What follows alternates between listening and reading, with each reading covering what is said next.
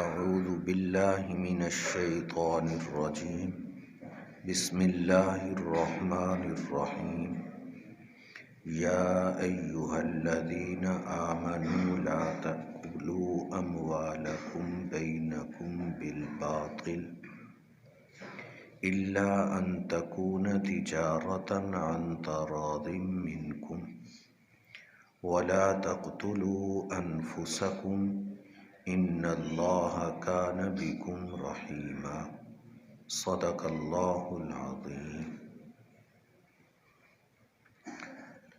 یہ سورۃ النساء کی آیت نمبر 29 اور 30 ہیں۔ ان دو آیات میں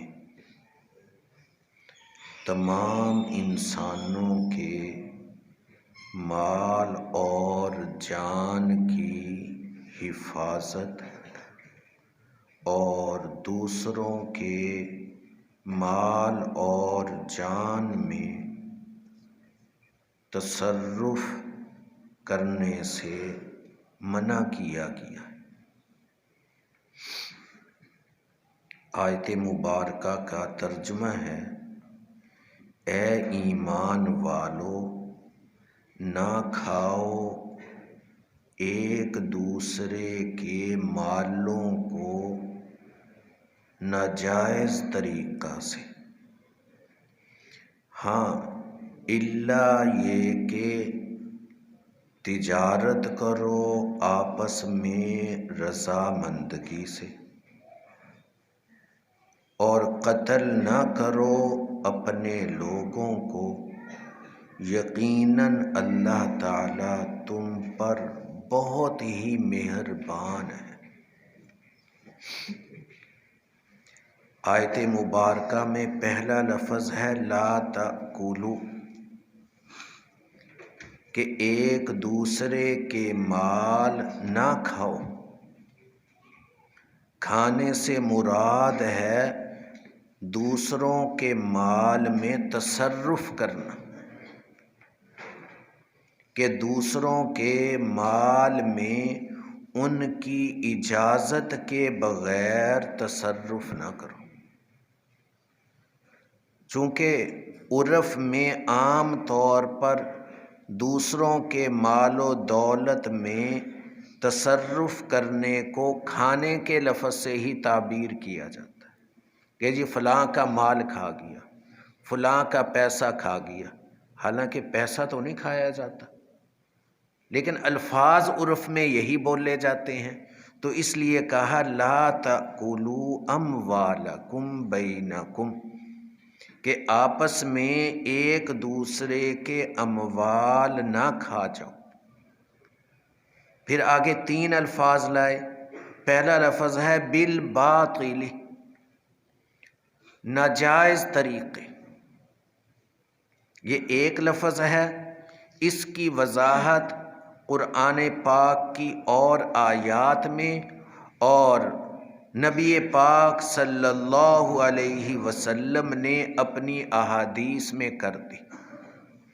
جتنے بھی باطل اور ناجائز طریقے ہیں وہ آپ صلی اللہ علیہ وسلم نے بیان کر دیے، وہ سب کے سب اس کی تفسیر اور وضاحت ہے۔ چوری ہے، ڈکیٹی ہے، سود ہے، سٹہ ہے، جوا ہے، اسی طرح اور جتنے طریقے ہیں، تمام کے تمام باطل کے لفظ میں آگے فرمایا کہ ہاں الا یہ کہ تجارت ہو۔ پہلا لفظ لائے ہیں تجارت کا، اسی کے ضمن میں آ گئی ملازمت، کرائے پر لینا دینا، محنت مزدوری، وہ بھی اسی کے ضمن میں آ گئے کہ ہاں آپس میں تجارت ہو۔ تجارت کس کو کہتے ہیں؟ مبادلۃ المال بالمال، مال کا مال سے مبادلہ، چیزوں کا لینا دینا، پیسے دیے چیز لے لی، چیز دی پیسے لے لیے، اموال ہے۔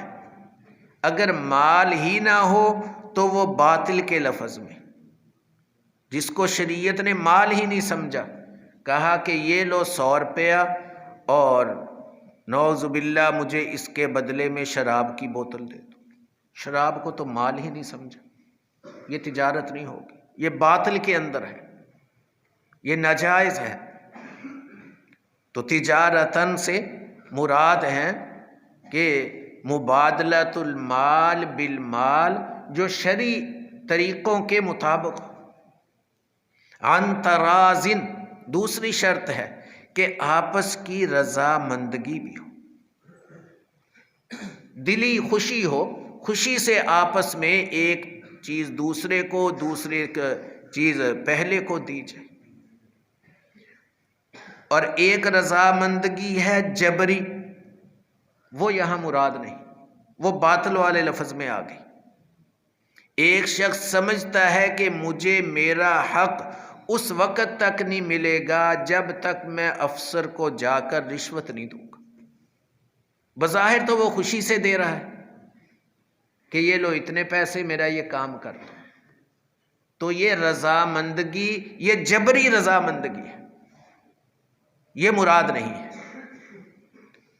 کوئی کہے ہم نے تو خوشی سے پیسے اس نے ہمیں دیے ہیں اور ہم نے اس کا کام کیا ہے، تو یہ رضامندگی جبری رضامندگی ہے، یہ معتبر نہیں، یہ بالباطل کے لفظ میں ہے۔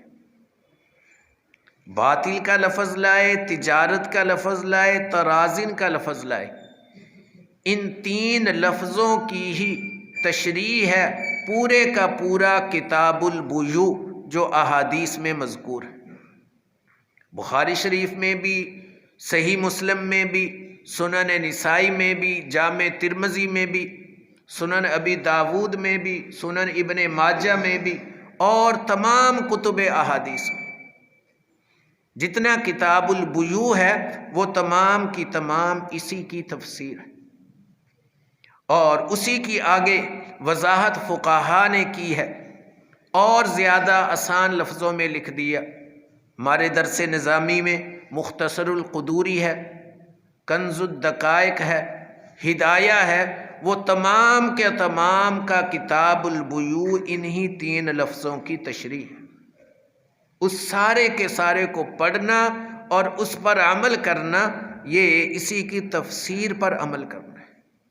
اور اردو میں آسان لفظوں میں لکھ دیا ہے کتاب البیوع کو مولانا اشرف علی تھانوی رحمۃ اللہ علیہ نے بہشتی زیور میں، بہشتی زیور میں اس کو پڑھ لیا جائے اور اس پر عمل کر لیا جائے۔ تو یہ ان 3 لفظوں کی وہ ساری کی ساری وضاحت ہے۔ اب یہاں تجارت کا لفظ جو ملازمت کو بھی شامل ہے، ذہن میں آئے گا کہ اور طریقے بھی تو ہیں، کسی نے ہدیہ دے دیا، گفٹ دے دیا، وراثت میں مل گیا، یا ویسے ہی کسی نے کوئی صدقہ خیرات کر دیا، اور طریقے بھی ہیں، لیکن عام طور پر تجارت اور ملازمت کا ہی زیادہ طریقہ رائج۔ وراثت روز روز تو نہیں ملتی، کوئی ہبہ روز روز، گفٹ کوئی روز روز تو نہیں دیتا۔ ہاں تجارت اور ملازمت یہ چونکہ ایک عام رائج چیز ہے اور اسی کے ذریعے وہ حلال اور حرام میں زیادہ فرق ہوتا ہے، اس لیے تجارتاً کا لفظ لائے۔ اور آپ صلی اللہ علیہ وسلم نے اور کسب معاش کے جو حلال طریقے ہیں ان کی بہت سی برکات اور فضائل بتائے۔ چنانچہ ایک روایت میں ہے حضرت رافع بن خدیج رضی اللہ تعالی عنہ سے فرمایا، عمل الرجل بیدہ وکل مبیع مبرور، کہ جو آدمی ہاتھ سے مزدوری کرتا ہے اور سچی بیع کرتا ہے تو یہ پاکیزہ مال ہے۔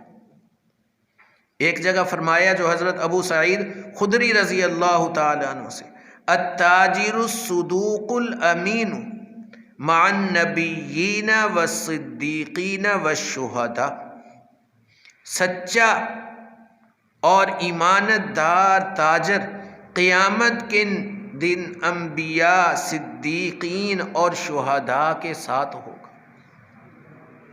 اور حضرت انس رضی اللہ تعالی عنہ سے روایت ہے، التاجر الصدوق تحت ظل العرش یوم القیامہ، کہ سچ بولنے والا تاجر قیامت کے دن عرش کے سائے کے نیچے ہوگا۔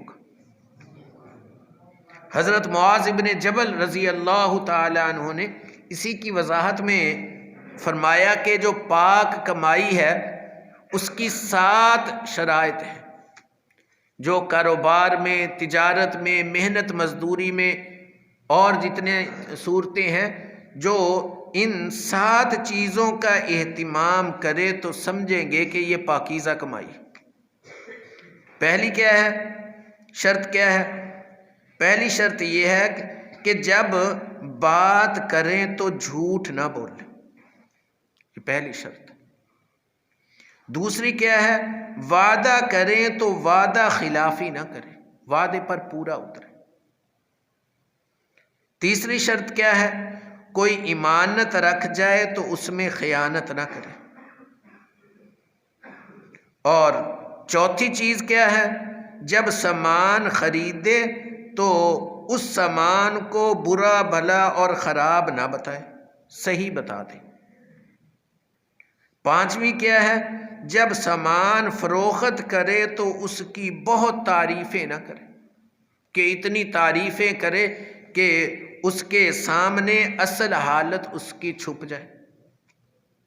جیسے حضرت تھانوی رحمۃ اللہ علیہ نے واقعہ لکھا ہے، ایک شخص کا گھوڑا بہت شریر تھا، قابو نہیں آتا تھا۔ دلال کے پاس گیا، ایجنٹ کے پاس کہ بیچنا ہے، اس سے طے ہو گیا، کہا ٹھیک ہے۔ بازار میں لے گئے، اب وہ اس گھوڑے کی تعریفیں کرنے لگا، یہ ایسا ہے، یہ ایسا ہے، یہ ایسا ہے۔ اتنی تعریفیں کی کہ گاہک نے تو کیا متاثر ہونا تھا، اس کا مالک ہی متاثر ہو گیا کہ اچھا یہ اتنا عمدہ ہے، میں نہیں بیچتا۔ یہ حالت، یہ گناہ ہے۔ اور آگے چھٹی چیز کیا ہے؟